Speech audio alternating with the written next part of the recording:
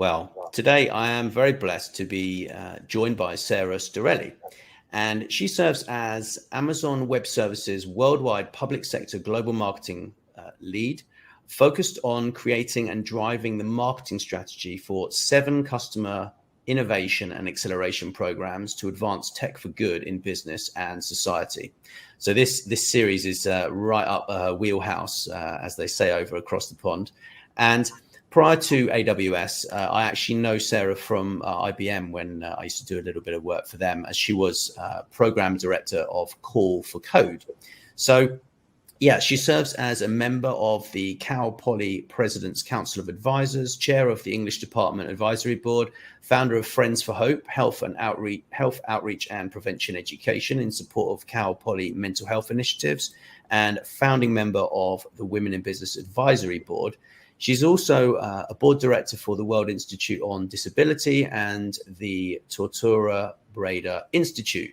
So thank you, Sarah, for joining me. I really appreciate it. Of course, I'm happy to be here, and thanks so much for including me. Yeah, it's fantastic. And it's a really interesting series because, you know, jobs in technology and jobs in marketing are changing all the time right now. A lot of people are kind of really sort of worried a lot about the change and whether they're going to be able to kind of keep up with that. And you know, I mean, a few years ago, I was on this panel and we were talking to all these experts from, you know, there was an IBM panel talking I think in 2015, talking about AI and the disruptive nature of it and how everyone's going to be out of work and AI is going to, you know, take over the world. And a lot of people are worried. And I think back then the narrative was more fear-based. A lot more people were very worried about it. I think now they've seen it kind of segmented into these little kind of boxes of applications. What do you think? Do you think that's really like a big worry for a lot of people still? Or do you think that, like I say, it's kind of become a little bit softer, the narrative around it? You know, I think the narrative has evolved. You know, I think at first, you know, AI was kind of this, you know, abstract concept that folks, you know, weren't really sure how to grasp their head around.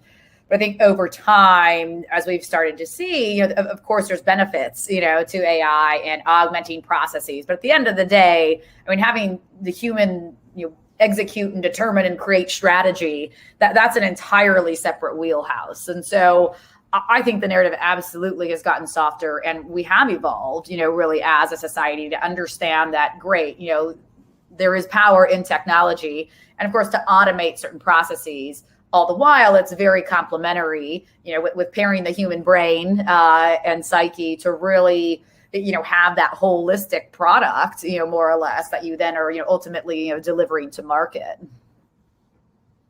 It's an interesting place we're at right now with the way that we're at. I mean, you know, I do a little bit of reading around it, and people seem to think we're at the beginning of like this massive productivity revolution, and I'm kind of for that, right? Because I think we should be embracing the machine age, and we've been talking about the machine age for so long and how it's going to help everybody to really have more time with friends and family, do more of what they want to do with their lives, because machines are going to kind of help them to do that. But in the past, we basically have just moved from one thing to doing something else. So do you think like people are like more conscious of the time that they spend and how they spend it these days? So it's going to help kind of make the benefits better when we get a bit further along the line with this?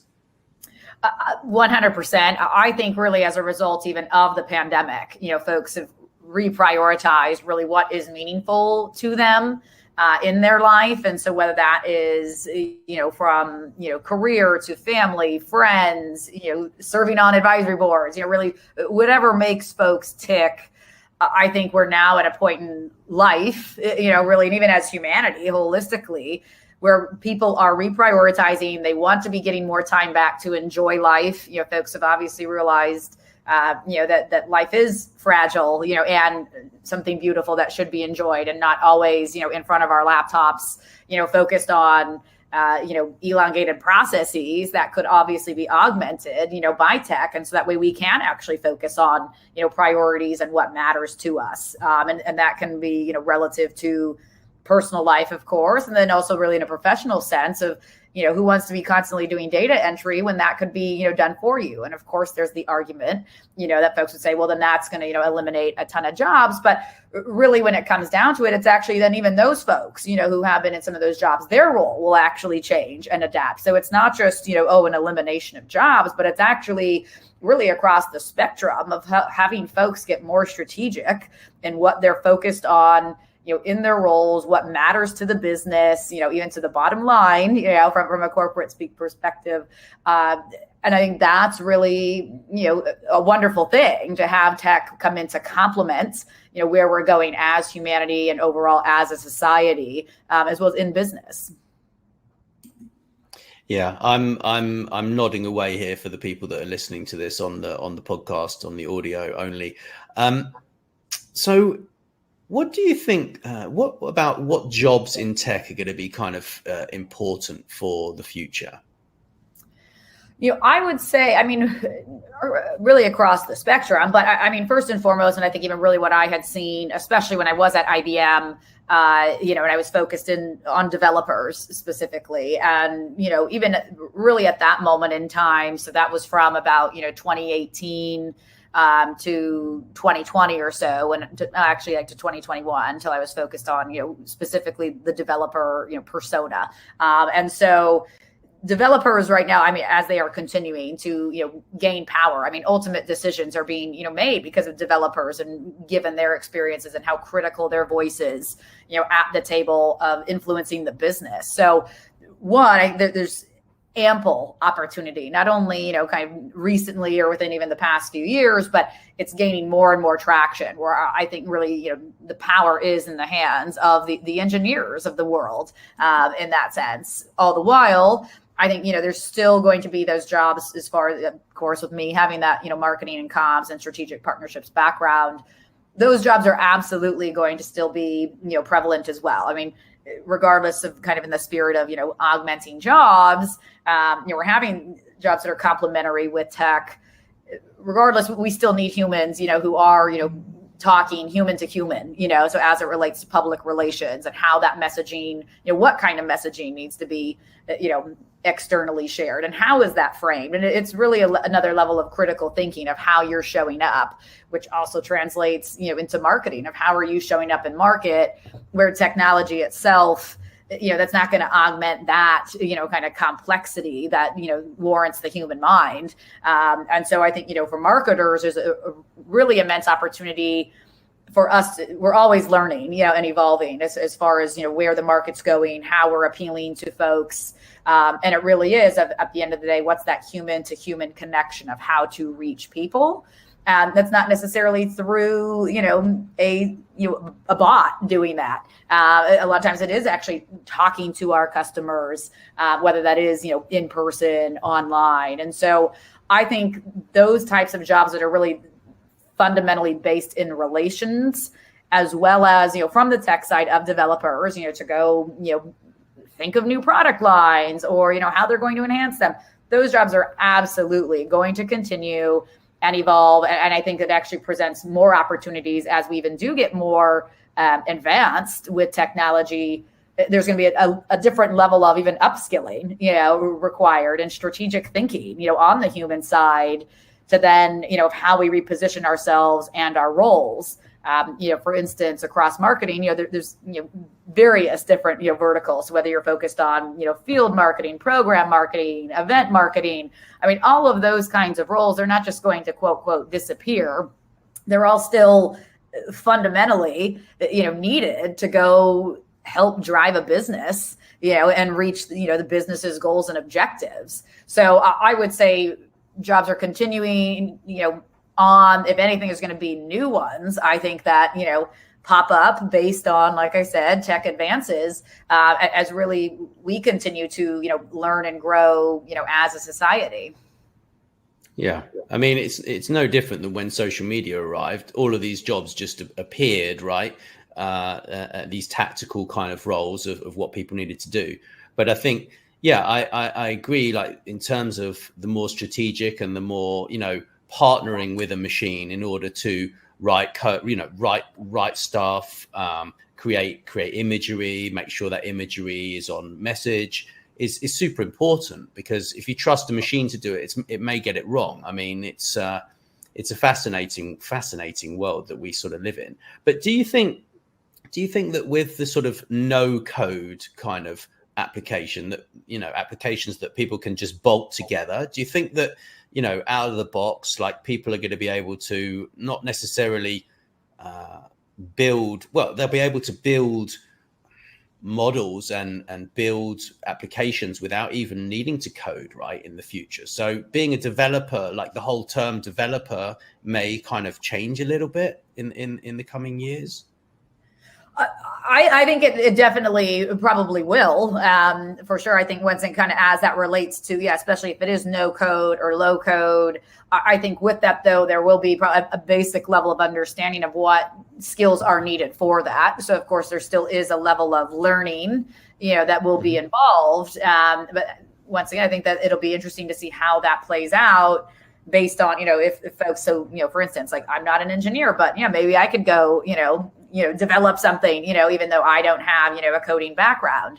And so I think really all of those potential options are on the table for it. And so I think, the developer itself, we will still, of course, need, the developer to be doing some of those very complex items, but once again, partnering with, a quote machine to do that. All the while, I think it actually does open up the opportunity for others really across discipline. So I think, whether someone does have a liberal arts background or interests, or if they are, science and math versus, just a direct engineer, with that kind of background, I think it actually really opens up the aperture for a much more broader scope of folks really around the world to, get involved and actually be acclimated to this giant tech movement. Because, at the end of the day, everyone, well, most folks, or I should say those who do have access to technology, the world is based on tech. If you think about it, everything we do, here, and especially with me speaking, from the United States standpoint, I mean, everything here, if you think about it, like, my life runs on tech. At any given moment, we now have computers in our hands. We're, 20 plus years ago, that was, such a,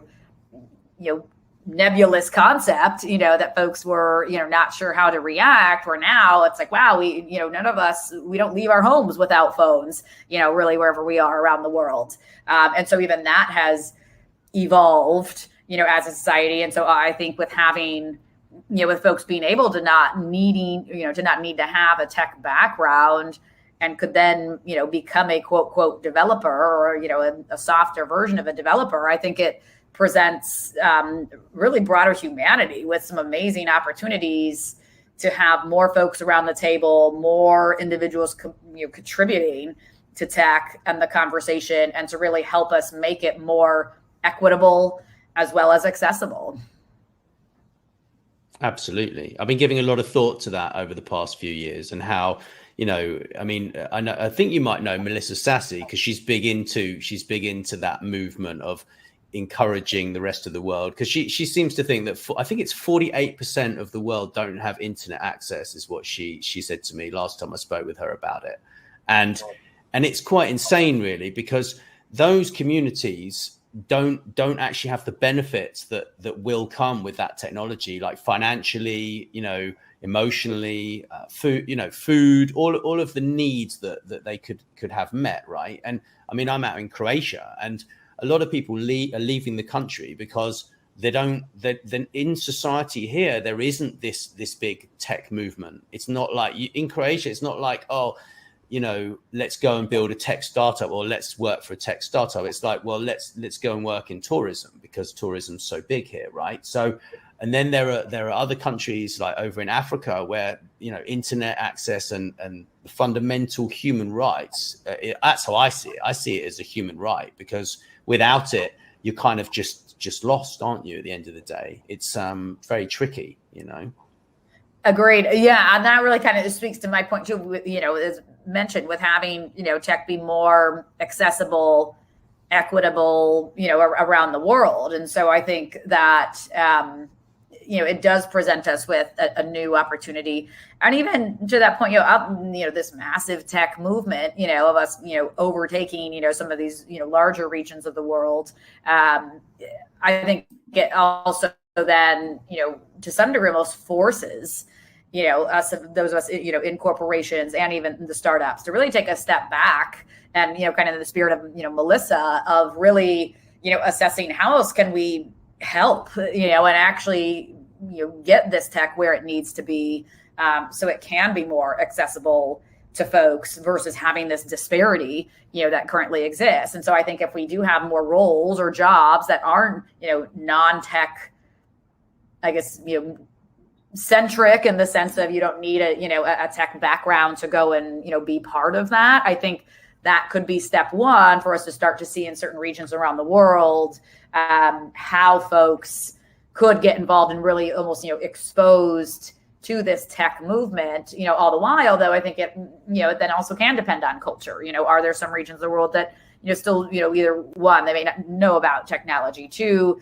they may not want it, still to be in that certain, preservation of their culture, like foundational beliefs, all of that. Meanwhile, then there is the other side of it, of the human rights discussion of, fundamentally everyone, on earth should be able to have, access, to technology and to the internet. And then, if you take it a step further, even, access to clean water. I mean, the list goes on. And so I think it then actually does become that, human rights, a huge human rights issue, actually, as we continue to dig deeper into it and just the disparity that can exist with big tech. So while it, of course, is moving the world forward, there's also folks who are getting left behind. And it really is on the responsibility of these, especially as large corporations, to help with that and to break down those barriers.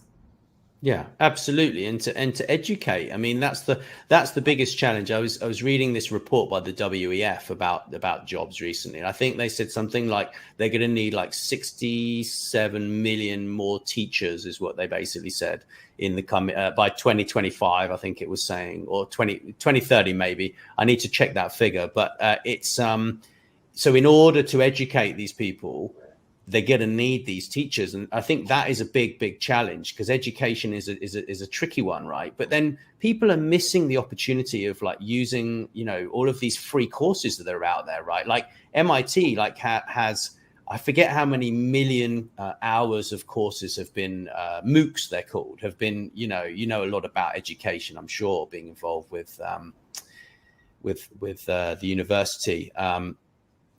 So it's very tricky to kind of break through and say, well, actually, you could, in theory, you could read 100 books, or you could listen to 100 YouTube videos or free podcasts like this one, and you could immerse yourself and actually become an expert in this within 18 months. But I think the challenge is certainly a cultural one. I think it's also a motivational one as well, and also an addiction as well, because a lot of people who have television, they're addicted to watching certain programs that are in essence distracting them from an education that they could have for free, which would then up their standard of living and enable them to become happier, right? I was talking about this the other day, Yeah, it kind of goes, I mean, to your point, though, with education, it then, though, once again, kind of goes back to, well, but what if folks don't have access, to education, or, if there is a shortage in teachers, or online with these amazing courses? I've actually known a few friends who, have had a liberal arts background and went and basically did teach themselves, after going through those courses. They didn't take any other, formal training beyond that, except, watching videos. And so it is, I think it does come down to that desire to learn, or, what are folks' priorities in their life? What are they looking to do? What's their purpose, their mission, what drives them? And so I think, overall, education is a critical part, I think, to it, and really coming down to people's access to knowing it. Because say if we are in, a specific country that may not, have access to tech, or be, we really even privy to it, they aren't even aware that all of this whole other world exists, that they could have those types of opportunities. So I think actually, once again, like as I continue to think through it deeper, in our discussion, it's like it actually becomes a significant human rights issue of that. But nonetheless, I think otherwise for folks who do have access to tech, of course, I mean, really anyone who does can go and teach themselves really anything these days. I mean, which then actually takes us down a different point of a conversation of, well, then, what is education from the standpoint of a university, which then kind of gets into those levels, like even at, when I was at IBM and now even at AWS of us, all, in really corporate America is talking about these, the importance of upskilling, folks and really almost kind of like turning, a 4-year education on its ear a bit to say, yeah, that's great. Of course, everyone is still supportive of, folks who do go down the higher education route. That said, there is also so much opportunity if folks do want to be going to a trade school or learn certain skills, to become, a developer really in any sense of the stage of becoming a developer, whether it's, a beginner or more advanced. And so I think there's a lot to unpack, in it of what is education and actually do folks, they don't necessarily need to even go the university route, anymore because of all these different resources and assets available. And then, of course, to your point from teachers, I think that, depending on which context of, certain experts in the field, now more or less anyone can go on and, record a video themselves, talking about a topic and, publish it out into the world. So that's, of course, been another, I guess pro and con, because then you can also get into the discussion of, well, is that accurate information that's also being published, or, to what degree is that credible, from that resource? So there's still a lot I think we still have such a long way to go as a society of, even making sure, and that's where some of the tech comes in as far as, being able to determine, what is or is not, credible and a reliable source of information. So I think we'll see how the journey continues to unfold nonetheless, especially over these next few years, let alone thinking, 10, 20 years down the road. Wow. 10 or 20 years is just incomprehensible for me. Like if you think back, I was thinking back to when I had a cassette player, like when I was a kid, right? And like kids now, they don't even, like, you can explain to them, well, you had this cassette and if it went wrong, you'd lose all your music, right? Like it would eat the tape, right? And they're like, what? And I'm like, yeah, but it had 60 minutes if you were lucky on each side, and you had to like rewind it and maybe it went 4 times the speed. And they're like, wow. And the whole concept is bizarre. But in our lifetime, right, like these things are going to be just crazy the way things are going. I mean, it's at that point right now where it's just growing so quickly with these applications. So I've got a question a bit more about marketing and comms roles, right? Because I know you talked a bit about that at the beginning. So how do you think will marketing and comms roles continue to play an integral role in business? I think they're going to be at the forefront. I mean, really, when I think of, if you really distill it down, even from like a business structure, I mean, it's almost, if you think of it as like 3 prongs, I'm saying this in very basic terms. If you think of, the business, as one part of the triangle, marketing, as the other peg, and then comms as the other, it really ideally is the perfect trifecta. Because of course, the business, they have their strategy, what they're looking to execute. Nonetheless, what they can go execute, all day if they don't have marketing behind that, then talking out to customers directly, infiltrating into the market with a very specific targeted strategy, about who they're trying to reach. They won't, be able to reach their goals, entirely. And then, of course, having really that third activation from a comms perspective that comes into complement, interacting with press and getting those stories out in the media for even, a more broad reach, to really be, I would say, hitting all the key audiences really across those. So I would say, even as I've continued to do in corporate America, whether I've been on the marketing side, communication side, always, my plans are complementary to the business. So it's really, based on, once again, strategic thinking, strategic planning, and really mapping, those activities to what the business is doing. So it's not just, oh, I'm going to go do, 50 marketing activations and, oh, maybe a few of them align, with the business, goals and objectives, but rather it's, an entire plan that maps to the business's goals and objectives. And then, of course, working collaboratively actually with the communications / PR team to then have them come in and complement, and help get out, the word of, say, what I'm taking to market for the business, having them come in to then complement again, with that and really reach that other vertical, from a media perspective. So now more than ever, I think it's immensely critical. I think because the way that technology is moving so fast, and especially AWS, we're constantly innovating, as our various companies really across the spectrum. And so I think given that kind of pace, it's critical, to be able to have the marketing team in the room, the communications team in the room, to even help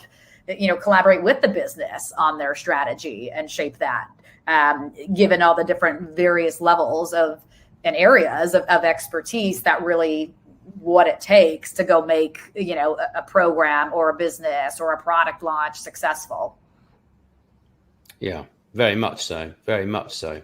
It's such a big subject, right? And when you dig into it, it's actually very, very interesting. I've been studying marketing for 12 years now, and I'm still learning about it all the time. So when I listen back to this, when I listen back to the audio, I'm sure I'll learn something valuable, from what you just said, because that's how I learn, you see. And I think that's really important, is understanding the learning styles as well, in terms of the way people are kind of trying to move forwards in their careers. And I think the better we get at analyzing people, their drivers, their motivations, and these sorts of things, I think we're going to get much better in kind of encouraging them to take new courses, or perhaps learn some new kind of micro skills, or refine areas of their own self-development to help the business as a whole, right? And I've been doing a lot of study around that as well, as I'm sure you have, Yeah, and that's another critical component. I would say really, at any company, or, and surely what I have, looked at throughout my journey, of my career is, making sure that I'm, at a company that, does have similar, views. They value, mentorship, learning, providing stretch projects, opportunities, to grow and excel. And so I think, the personal development side is absolutely critical and will continue to be. And I think it also is a great way for folks, to be holding companies accountable, because it's not just, folks showing up at, from a 9 to 5, anymore.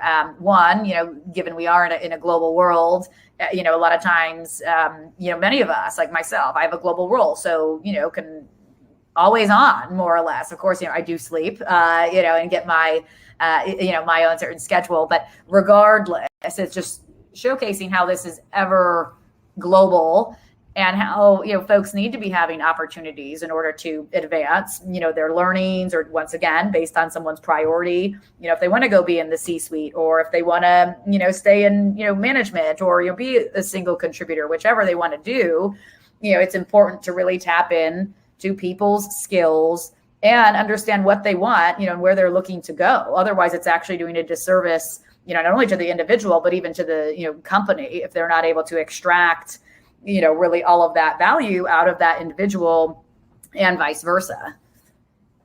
Absolutely. And having a vision for where you want to be is absolutely crucial. I mean, not everybody has talked about that in these, no, actually, I'll take that back. I think quite a number of people so far. I mean, I believe this is episode 6 out of the series of 10, right?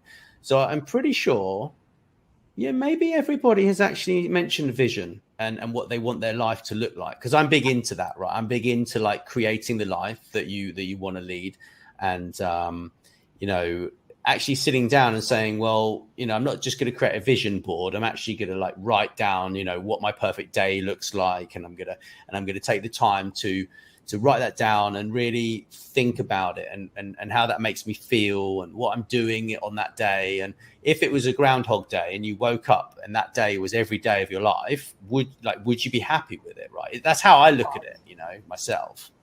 Right. I'm a big proponent of that as well. I mean, I definitely go by the mantra of, nobody can live your life or your career for you except you.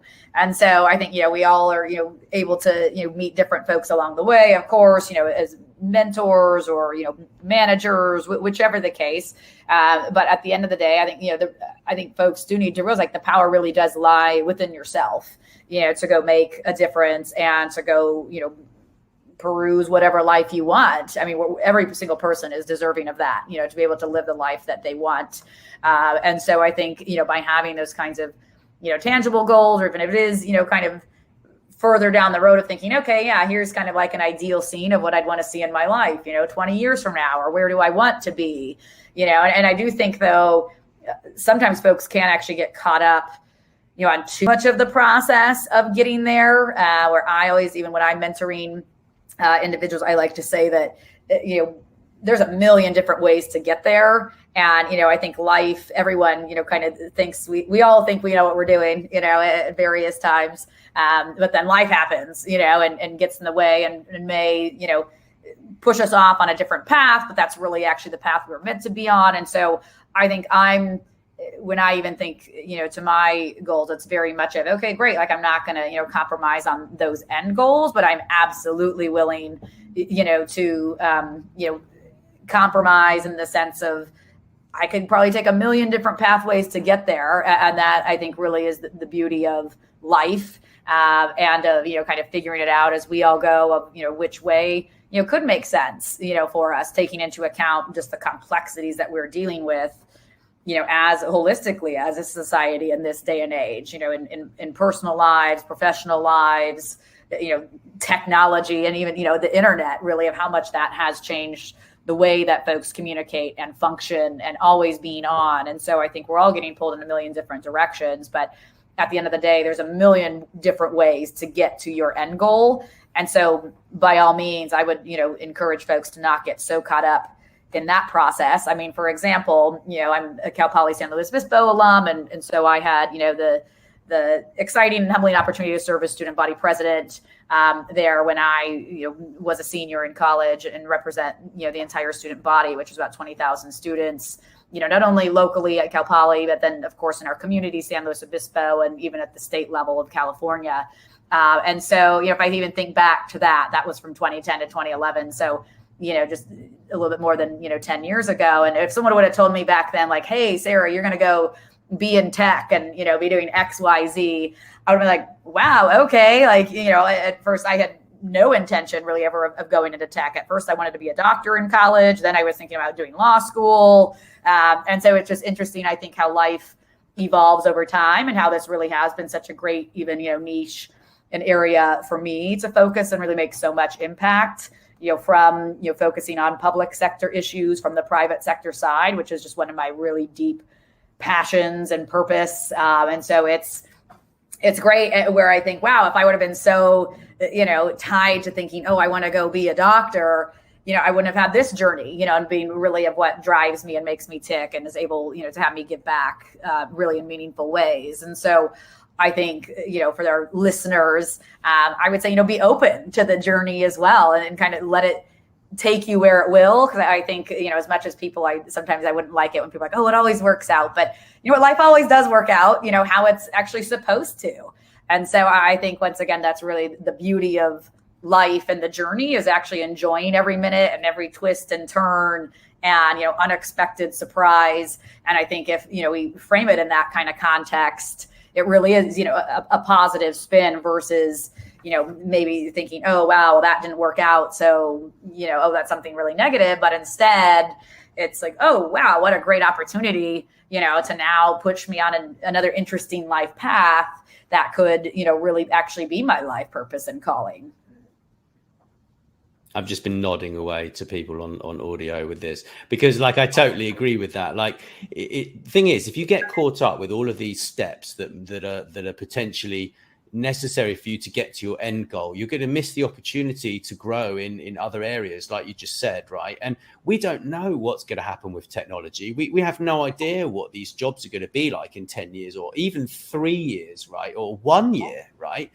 Right. Jobs are changing so quickly right now with the augmented reality, virtual reality, AI, blockchain, all of these things are creating opportunity, right? Like even gaming, I've got a friend runs a gaming podcast. He's in Burbank, actually, in Burbank, California. It's super cool, ex-Netflix marketing guy. He built the first 50,000 Netflix subscribers. So that would not exist without him building those, because that was how they got the funding, right?